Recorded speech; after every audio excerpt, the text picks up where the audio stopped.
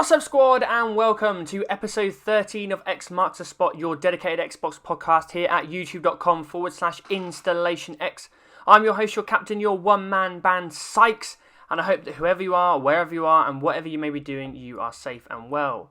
Don't forget, if you enjoyed this video podcast, please make sure you leave a like, head over to InstallationX and subscribe, and hit that bell for notifications of future uploads to support the channel. And if you want to get involved in the show, then let me know your thoughts in the comment section. You can send me your questions via email to xmarksthespotpodcast@gmail.com or tweet me at _installation_x with the best questions being added to show. And a reminder, if you need some crewmates to aid you in your gaming experiences, then you can send me in your gamer tag and a description of the games you play and the people you are looking for. Again, to xmarksthespotpodcast@gmail.com, and I will read them out at the start of the show. I hope you are all well, squad, because as of officially today, we are 9 days away from the July 2020 showcase for Xbox and the Xbox First Party Showcase. I'm very, very excited.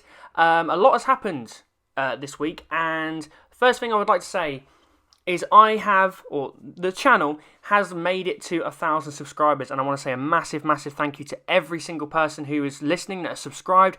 If you haven't subscribed yet, make sure you do help us out. It's been a real privilege, a real honour to get so far, and I've been loving every minute of it. It's been difficult at times, juggling various different things, still working full time, and now with the restrictions loosening up over here in the UK, I'm now in work more, but hopefully it's going to be all good, all rosy, being able to juggle everything. So a massive, massive thank you once again. I've got various plans that I hopefully want to fulfill by the end of this year, so I will keep you updated once we get the ball rolling on some of those. But again, massive thank you for the 1,000 subs. It's the first step. I'm now partnered on YouTube, so woohoo! Thank you very much. And very much looking forward to. I would normally say help support the channel on the road to 1,000 subs, but we've now nailed that. So top stuff, team.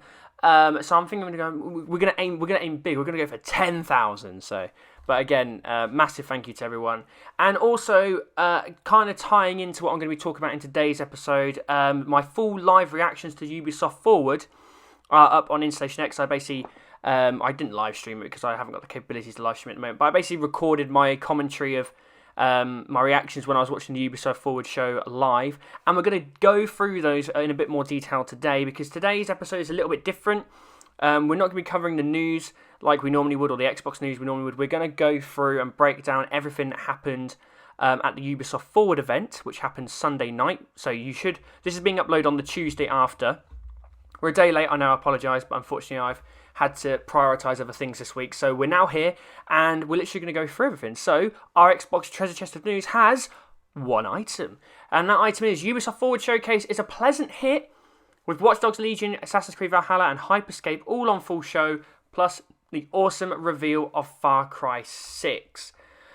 So I thought this show was a very, very good show. I didn't think it was it knocked me out of the park level, but I thought overall it was a very, very good show, and that it was really solid. And Ubisoft are the third-party publisher, that I care about the most, because they have the majority of the IP, the third-party IP that I care about the most.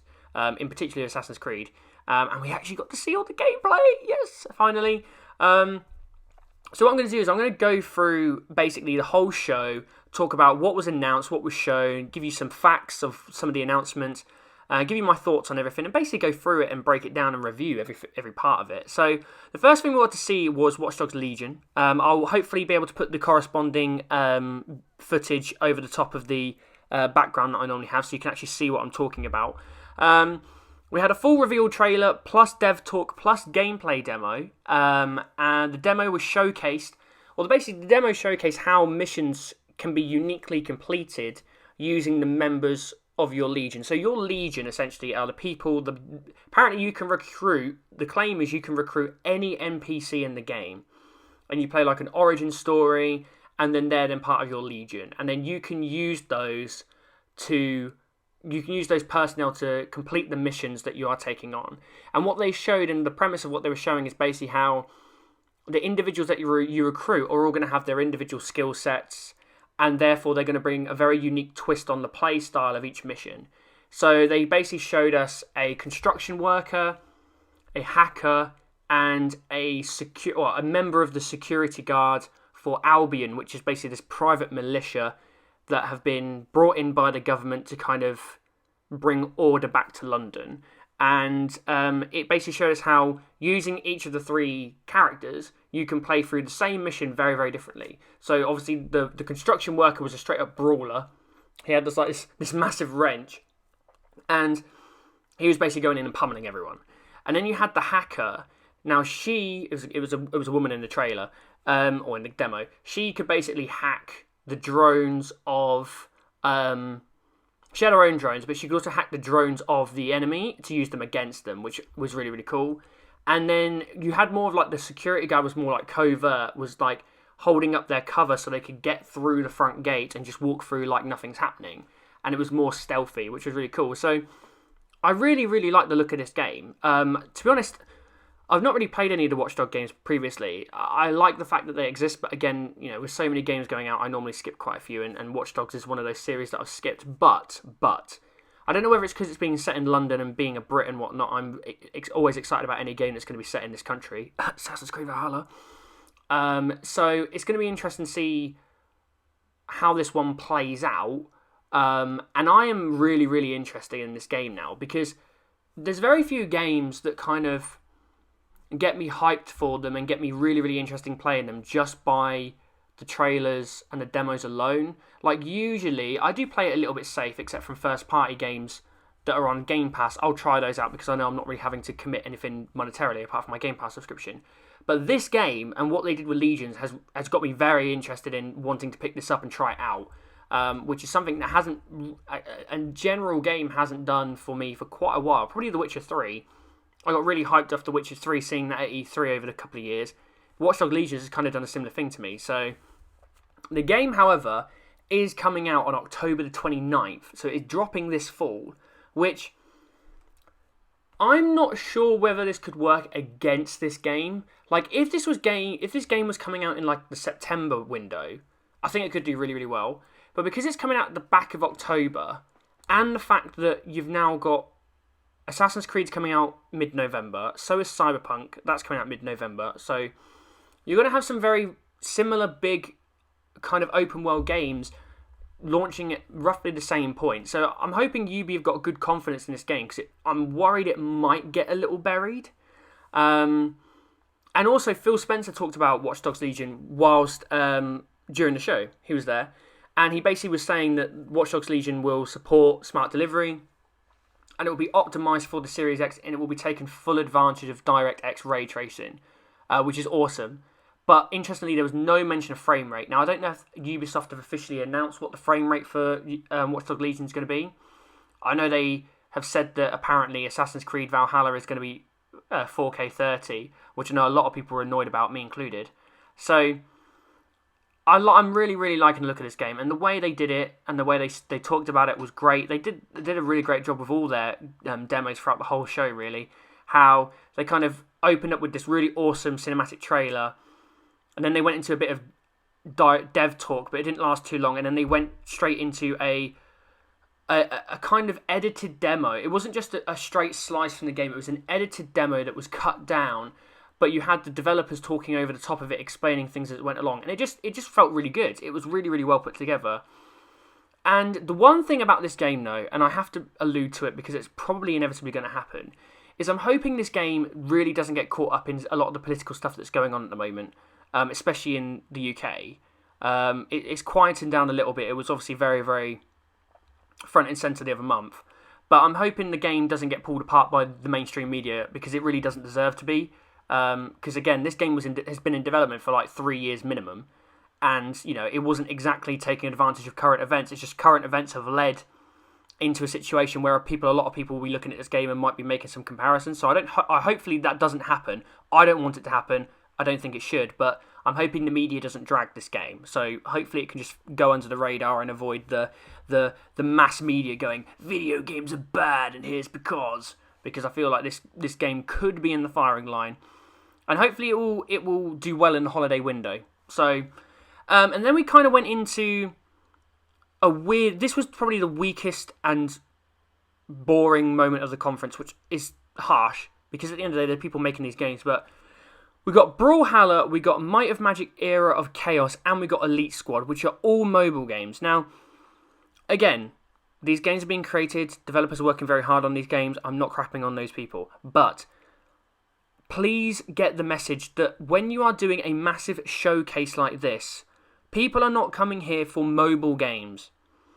I'm not looking at Ubisoft Forward going, you know what I really want to see? I really want to see 3 mobile games. 1 mobile game thrown in there, I can deal with.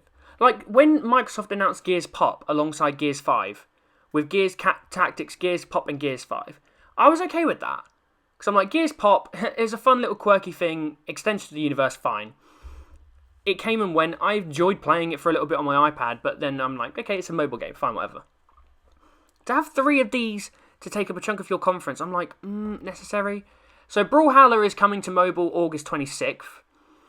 Might of Magic Era of Chaos is available now. And then we had Elite Squad. Now, Elite Squad was the weirdest one. Because Elite Squad, we didn't actually get to look at what the game is. Because the game is coming soon. So we haven't had an actual look at what the game's going to be yet. Brawlhalla was kind of the... I think it's more like Ubi's take on Smash. And then we had Might of Magic Era of Chaos is just kind of there.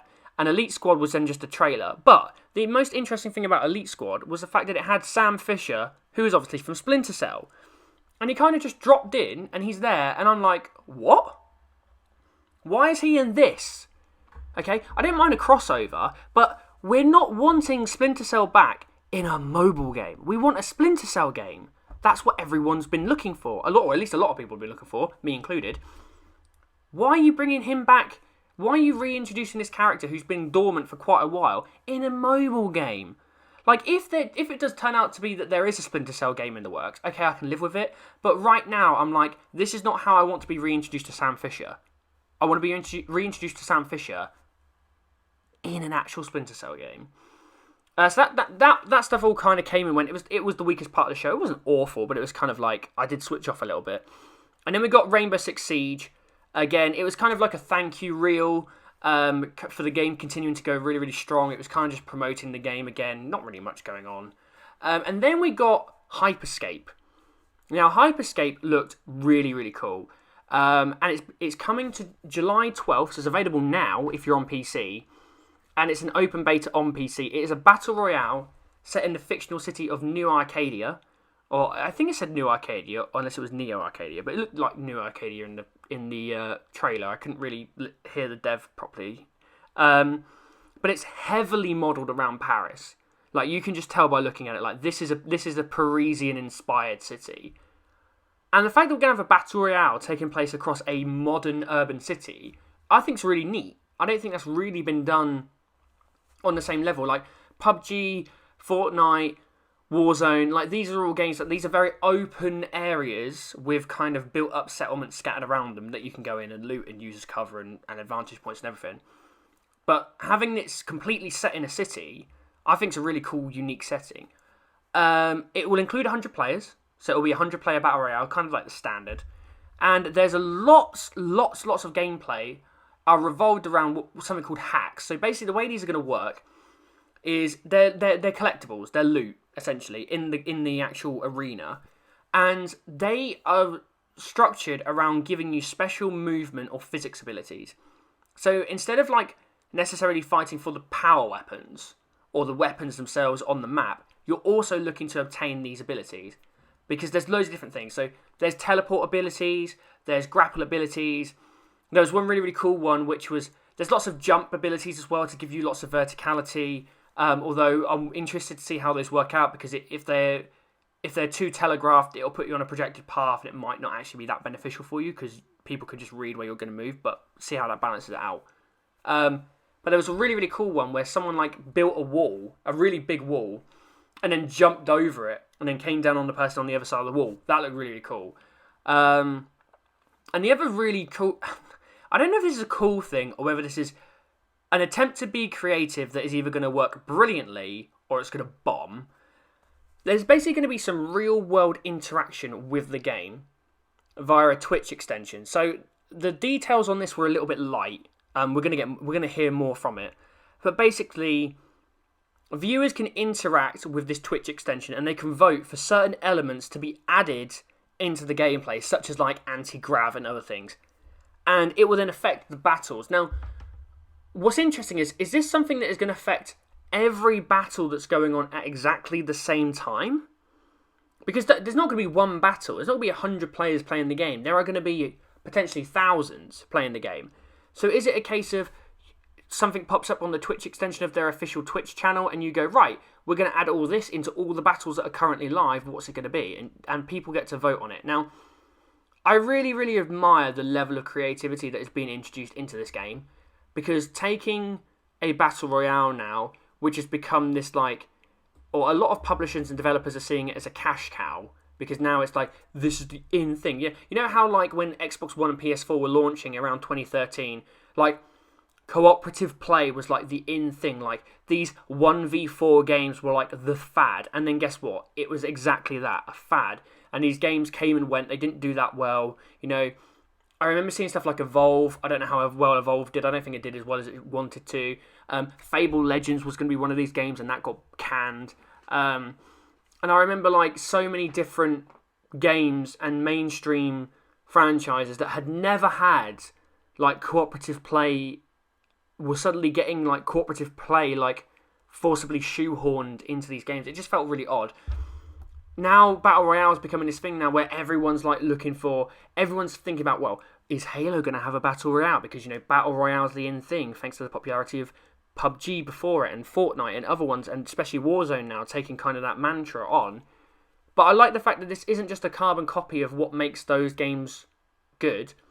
This is a developer and a publisher who's trying to go, okay, we want to make a Battle Royale game. We think there's a gap in the market of Battle Royale games for something like this, so we're going to be really, really creative with it. But my worry is, are they going so creative that this could become like a real gimmick game? And people play it and they're like, nah. And then it cans. Like, I'm really hoping it doesn't, because I want to see this game really go somewhere, because I think it's really cool. It looked really, really cool. And it looks like there's going to be a heavy narrative in it as well, which is great, because I love having narratives in multiplayer games. Even stuff with like Sea of Thieves, early doors, like that didn't have lots of narrative story, but there was lots of lore spread around the world that you could kind of think about and theorize about. The idea that Hyperscape is going to have some kind of background narrative, a bit like how Apex Legends has been trying to have a bit of a background narrative, and that's been fleshed out more as the seasons have gone on. So yeah, I'm hoping this does well. Again, they did kind of the same thing. We had a trailer, we had a bit of dev talk, and then we had kind of developer talk over the gameplay demo. It wasn't as structured as the AC demo was, or the Watchdogs Legion's demo was. It was a bit more loose, because I think the game's a little bit... Well, it's in an open beta, but I don't think it's going to be super soon. I think they're going to be working on stuff still. The aesthetic-wise, I think the aesthetic reminded me a little bit of Valorant, really. Just kind of the art style, which was cool. So yeah, hopefully this game does well, because I want this game to do well. I'm intrigued about this one. And then we got into the biggest game. The biggest game on the show was AC Valhalla. Now, I said when AC Valhalla was on the Inside Xbox May episode, I said they've played politics. They were going to keep the big chunk. Ubisoft tried to market that this would be the gameplay reveal of Assassin's Creed Valhalla to kind of save face, and maybe with some contractual stuff with Microsoft because they've got a marketing partnership. And then guess what? It didn't turn out to be anything really related to gameplay at all. And I'm like, they're clearly saving their gameplay for their show, and guess what? They did. So we got AC Valhalla. Release date is going to be the 17th of November, which sounds a really cool date on its own, but it's 2 days before Cyberpunk 2077. And I'm sitting here going, my world has been destroyed. Because I love Assassin's Creed. Assassin's Creed is my second franchise. Halo is my first love, right? My major franchise, buzzing for Halo Infinite. Assassin's Creed is then my second franchise. I'm a massive Assassin's Creed fan. I really, really am desperate to play this game, but I'm also super desperate to play Cyberpunk 2077. And I'm like, look, I'm a little YouTuber. I don't get preview codes. I don't get preview copies. It's not like I can play one of these games a week in advance and make all my content to then just release when the game's officially out or an embargo's up, and then play the other one. I'm gonna have to make a conscious choice of how the hell am I gonna try and juggle these two games whilst working. Anyway, ran over. But yeah, I'm really looking forward to this. So we got lots and lots of gameplay at last. So I'm going to kind of break down what they showed us. So they showed us raids. Basically, how the raids are going to work is going to be using the river systems of the UK. This was actually this demo was in East Anglia, which is essentially where I live, which is brilliant. They had Thetford in the demo, and I'm just like, oh my god, it's Thetford! Or they call it something different. They call it like Theotfor or something like that. And they then had a 30-minute demo, a real extended 30 minutes after the main show had finished, and that was then based in what they called Northwich, which is now Norwich. So I'm like, oh my god, it's Norwich. So it's really, really cool to kind of see a game set in virtually not far away from places where I'm living, which is great. So you're going to be using the river systems to basically, you're going to sail up the rivers on your longship, and then you can get off and you can raid certain towns and villages and stuff to collect resources, which you can then use to develop your own settlements. And this is being set in the period where the Viking invaders are coming over from Norway and other areas of Scandinavia, and they're trying to like kind of extend their lands and whatnot. And there's going to be lots of conflict with the Saxons that currently occupy the country. There's going to be 4 kingdoms: Mercia, Northumbria, Wessex, and East Anglia. So East Anglia is very essentially the east.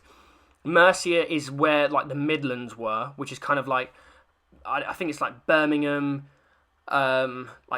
Sheffield, and then maybe I think maybe even a little bit of Liverpool and Manchester, like that kind of area of the country near Wales. And then you have Wessex, which is basically like London across to the southwest, so Exeter and whatnot is now, and then you've got Northumbria, which is essentially the north of England. And apparently all those 4 kingdoms are going to be involved in the game, which is really cool. So we're also going to get to, apparently we're going to get to revive your clan members and your crew members as well. There's a revive mechanic going on for when you're on raids. So that's going to be the simple thing, that you're going to be going on raids, getting your resources. The one thing I am slightly worried about is hopefully that these raids don't get too repetitive. Like if you're raiding a lot, I'm hoping like it's going to still feel fresh. You're not going to get bored of raiding, because things like this can get a bit boring. It's like, I remember when it was what was it? That's it, Den Defense in Assassin's Creed Revelations. Like the first time you played Den Defense, it was really cool. After you'd done Den Defense like 10, 15 times, it got a bit repetitive and boring. So I'm hoping raids stay fresh as you continue on through the game. Now, they've made a really, really good point about extending the enemy factions within the game, and they really put a spotlight on this. So you're going to have lots of different enemy variants. Apparently, they're claiming that it's the most enemy variants they've ever had in an Assassin's Creed game, which is great. I think the one thing that's kind of held up Assassin's Creed, it's not necessarily currently with Origins and Odyssey, but in the past, is its combat. And apparently, you're going to have some NPCs that are going to be able to coordinate together and actually work in tandem. So they showed like one NPC like holding Eivor back, and then the other one coming in and giving her some blows. Because the demo was done as the female version of Eivor. You can play Eivor as a male as well. But the real cool thing is that you're going to have some NPCs that are going to be able to interact with the environment themselves. So they're going to be able to pick up objects nearby like stones and throw them at you. There was actually one clip where they this massive guy threw bodies of dead soldiers off the floor and just hurled them at you, which was so cool. And then it seems like the main enemy factions, like your big ones, your hard-hitting enemies that are more structured with better armor, better weapons, shields, you're going to have to find and exploit weak points to then gain an advantage, which looks really neat. So the combat is going to be brutal in this game. There's new rope darts that you can pull enemies in and give a critical blow. There's throwing axes. There's a new stun mechanic. Apparently you can dual wield any combination of weapons in the game. So you can put any 2 weapons in the game together as a dual wield combo, which is mental. Apparently there's going to be less weapons, but more customization of those weapons, so you can personalize your weapons better so that they kind of stick with you throughout the game. So instead of kind of spreading this, having like hundreds of different weapons, there's going to be a certain set number of weapons that you can then tinker with and adjust to your personal play style, so those weapons stay with you throughout the whole game, which is really cool. And there is going to be some dismemberment in this game, boys and girls and people. There are going to be so much. There's going to be so much dismemberment. This is going to be brutal. This is going to be really, really brutal. And I think that's a good thing, because it kind of reflects the time period that we're in. This is not a civilized kind of everyone comes together and cooperate time period. This is like winner takes all. This is, you've got something, I need it, I want it, I'm going to kill you for it. And that's the way the world works at this point in time. So I'm glad it's there. Again, hopefully that doesn't get dragged. Stealth-wise, now they made a very good point about stealth, which I'm very happy with, because I was a bit worried at one point that we're going to have a lack of stealth, because it's Vikings. It's upfront, in-your-face, brutal kind of fighting, and I was worried that the stealth element was just going to get brushed aside and we were going to move further away from what AC is all about. But no, stealth is back. It's going to be a massive part of the game. Stealth has kind of come into the point of blending in with the locals and the native Saxon people to kind of avoid unwanted attention, to ghost your way through townships and villages, to make sure that you don't get detected so that you're in a really difficult all-out confrontation. Because it seems like the combat is more deep and more complex, and therefore is going to be more tricky. So actually there's going to be points where going in all guns or all blades blazing and kind of just hacking and slashing your way through combat isn't actually going to be the best play. It's going to be better for you to kind of stealth your way through things. You know, they showed how you can blend in with crowds as they're moving. You can blend in with people who are drinking, who are eating. There was one clip where like you're kneading bread. So it looks like there's going to be lots of environmental interaction so that you can be seen as a local and just getting on with your daily kind of chores, really, which is neat. I really like that. And then finally, they talked about exploration. So exploration's had a bit of an upgrade. There's a new mechanic in the game around your health. So your health is not going to automatically regen. After a period of time, you will lose health because you need to eat. I think it's somewhat similar to how Red Dead 2 was working at one point, and other games have done this previously. So now hunting and fishing are back. They're more front and centre. And they're not just for you to gain resources that you can then sell and make money. They're there for you to actually feed yourself and feed like your resources, not feed your resources, stupid, feed your settlement, as resources for your settlement, so that you can then kind of maintain your population yourself and whatnot, which is really cool. And again, like any Assassin's Creed game, there's going to be lots of hidden secrets, it seems like there's going to be a real blend of religion here. There's going to be like Christianity, I think. Is Christianity around in England at this point? I think it is. I think Catholicism and the Pope were around at that time period, I think. I'm not so sure. But then you're not only going to have the pagan religion of the Vikings with their Norse gods and goddesses, you're also going to have old pagan Celtic religions as well. So there's going to be a real melting pot of religions here, which is really cool. So there's going to be lots of stuff spread around for you to explore. And then they also talked about at certain key moments there are going to be some massive, massive assaults. So you're going to have your normal raid, and then you're going to have your big kind of stone castle assaults, your siege weapons and all this kind of stuff, your ladders climbing up fortified walls and whatnot, which look really cool. And I think these are going to take this place of the large scale battles that we had in AC Odyssey. So I'm glad that's around. General thoughts is that the Dark Ages England looks great. The one thing I think AC have always done is that the graphics of their environments and the worlds that they create always look great. It's the facial animations that kind of let themselves down a little bit. Sometimes I feel like the facial and mocap isn't to the level that they set for the world. Now, I don't think it's going to be as too apparent in this game. I think there's a fair balance. But the world itself looks great, and it looks brutal and bloody and lived in. Like, you can tell a conflict has happened in this area recently. And it kind of gave me the Velen vibes from Witcher 3. Like, you can tell there have been wars fought here, there's been conflict here, people have died, people are just scraping by, fighting for their survival. And I kind of get those vibes here with Dark Ages England, which I really like. I thought that was one of the best things about The Witcher 3. It kind of really felt like the world was being lived in. And the same here, which is brilliant. Combat, again, like I said, looks deeper, more difficult, more complex, which is really good. And it's hard hitting, and it's going to be brutal. It's going to feel really impactful. And again, I'm really, really happy that they've put this emphasis on stealth. Kind of reminds me a bit more of the Ezio games, which is great. I like what AC have done by evolving into RPGs, but I've always been very steadfast on saying it needs to feel and remain like an AC game.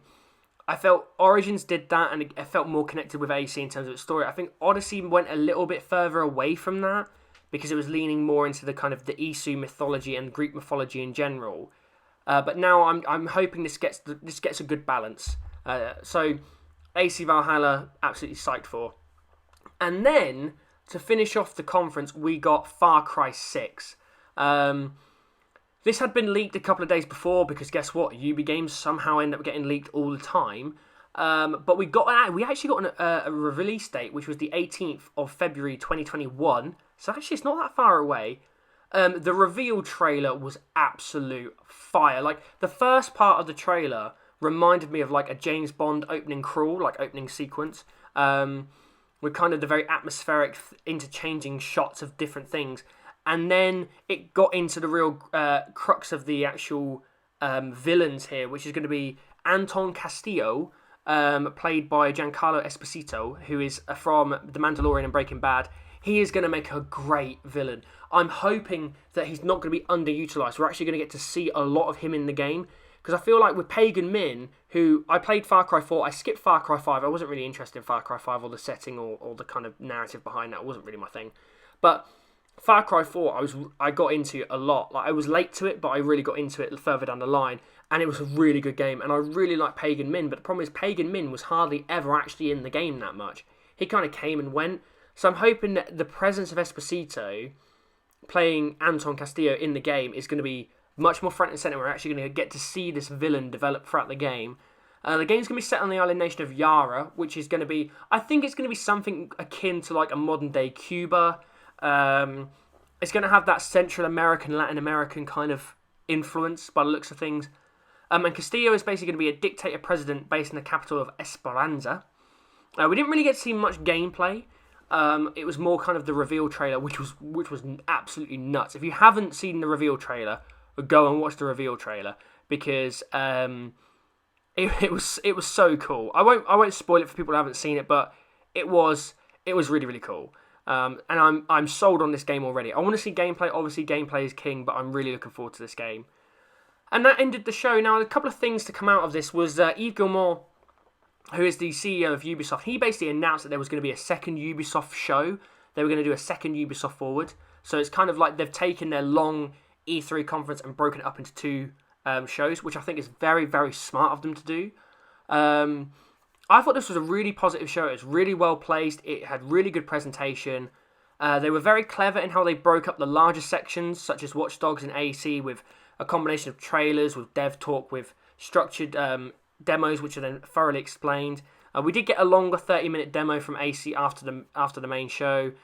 Dev talk was okay. I felt it was just the right amount for me. We didn't spend too long with dev talk, but there was enough there to allow the devs to kind of share their passion and talk about how they're developing the game, which was great. So yeah, I was really, really happy with this. I'm looking forward to seeing what we're going to have in the second show. I think we're going to see more games that are probably going to come out maybe the back end of 2021. I still don't know what the hell's going on with Skull and Bones. There were Gods and Monsters was announced. We don't know what's going on with Beyond Good and Evil 2. So there's lots of other things that they can show us, which is I'm looking forward to. So well done, Ubisoft. I thought it was a solid show. I thought it was really good. So good job. And that kind of concludes my breakdown and review of the show. We're going to go in to games with gold hoarders. There's no Game Pass gems this week. There's not really any new information from last week, so I'm not going to spend time kind of digging through old info. It's there in episode 12 if you want to go see it. I'll link it in the card at the top if you want to go and check that stuff out. But games with gold hoarders, we've got WRC8 FIA World Rally Championship. That is still available July 1st, July 31st on Xbox One. Dunklords is available July 16th, so this week, to August 15th on Xbox One. Saints Row the Second, you have got one more day to get Saints Row the Second. It ends on July 15th, and that's for Xbox One and Xbox 360. And Juju is available July 16th to July 31st on Xbox One and Xbox 360, so that'll be available this week. And that then takes us into the Xbox Store stash. So we have One Dog's Story is available July 13th, so that's now live, Xbox One X Enhanced. An engaging pixel adventure game with RPG elements. You wake up in an underground laboratory, free again after a horrific accident. Prepare to explore this expansive game world and its many secrets and mysteries. As you play your way through the game, other creatures living in this strange underground world will help you piece together your memories. Rocket Arena is available July 14th. An explosive 3v3 shooter where you're never out of the action. Master your hero's unique rockets and abilities to rule the arena and become a champion. Adapt your strategy with an ever-growing roster of diverse heroes with distinctive powers. Enough new strategies and tactics based on your squad. Explore a wide variety of dynamic maps and discover the true depth of Rocket gameplay. Neon Abyss is available July 14th. Neon Abyss is a frantic roguelite action platformer where you run and gun your way into the abyss. Featuring unlimited item synergies and a unique dungeon evolution system, each run diversifies the experience and every choice alters the rule set. Ultra Hat Dimension is available July 15th. Ultra Hat Dimension is a puzzle game about adorable hats and people getting punched for wearing them. Okay. The catch is that the player can't punch anyone, instead they must use the power of hats to convince others to do the punching for them. Find and defeat the spluff responsible for all this chaos. That sounds intriguing. Ooblets is available July 15th as part of Xbox Game Preview. Ooblets is a farming, town life and creature collection game. Manage your farm, grow and train your ooblets, explore strange lands and have dance-offs. Start life in a little rundown farm that you'll cultivate, improve and customize. Res Please, July 15th. Take control of two wizard brothers who possess the power of resurrection in a gorgeous pixel art world. Solve puzzles, platforming challenges, and encounter dangerous monsters and traps that require you to kill one of the brothers to advance. Single player and local co-op. Hashtag Funtime, July 16th, Xbox One X Enhanced. An explosive twin-stick shooter where shooting isn't your only weapon. Swap your ship's colour to destroy enemies, avoid damage, and ultimately control the battlefield. Play through over 50 challenges, levels, and 8 different battle modes, all with their own leaderboards to show your dominance. Forager, available July 16th. Forager is a 2D open-world game inspired by your favourite exploration, farming, and crafting games. Start small and improve your base skills, equipment, network of friends and enemies, and build your future as you see fit. Neversong, available July 16th, is Xbox One X Enhanced. Upon waking from a coma, Pete's girlfriend is nowhere to be found. Investigate the screams coming from the heart of Neverwood, the increasingly bizarre behaviour of the zombie grown-ups, and the strange truth about Pete's past in this haunting, dreamlike fable. Radical Rabbit Stew, available July 16th. A hair-raising action arcade game perfect for new players and 16-bit retro fans alike, featuring bite-sized pick-up-and-play action, fast-paced whack-a-rabbit gameplay, scintillating puzzles, super-sized boss fights, juicy pixel graphics, and a sizzling soundtrack. Battle Bounty, available July 16th. Bounty Battle is the ultimate indie fighting game, a new multiplayer 2D fighter where you can pit your favourite indie heroes against one another. Indie heroes from games like Guacamelee and Darkest Dungeon to Dead Cells, Owlboy and more battle it out in this fighter frenzy. We Should Talk, July 16th. Through this careful choice of words, players express themselves as they discuss ongoing problems about life and romance with their in-game partner over text messages, while also chatting with friends and strangers at their favourite local bar about what's on their mind. The combination of words they choose impacts the conversations they have and whether their relationship can survive the night. SuperHot, Mind Control Delete, July 16th. The third game in the SuperHot franchise, Mind Control Delete, gives you more insight into the world of SuperHot, more story and more signature gameplay. Keep dancing the slow motion ballet of destruction for so much longer than ever before. Dunklords, July 16th. Dunklords is 2-on-2 basketball beat-em-up featuring over-the-top special moves, devastating dunks, and game-changing equipment. Choose from 20 of the baddest ballers around, each with unique special attacks and abilities to do battle on a variety of hazard-filled courts. That's your Games with Gold game. And finally, Warhammer 40,000 Mechanicus, July 17th. Take control of the most technologically advanced army in the Imperium, the Adeptus Mechanicus.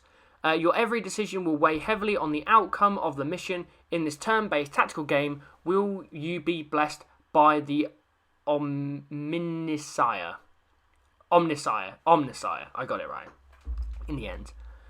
Well, that's everything for this week's episode, guys. I hope you enjoyed the video. It's gone a little bit longer than normal, but, you know, I enjoyed talking about the Ubisoft Forward conference. I thought it was a good show. As always, if you enjoyed the video, please make sure you leave a like. You head over to InstallationX and subscribe. Help us get to 10,000 now. And hit that bell for notifications of future uploads and support the channel. Let me know your thoughts on the Ubisoft Forward conference in the comments section below. As always, follow myself and the channel on social media with links in the description. And for all things Xbox, stay tuned to InstallationX. Bye, guys.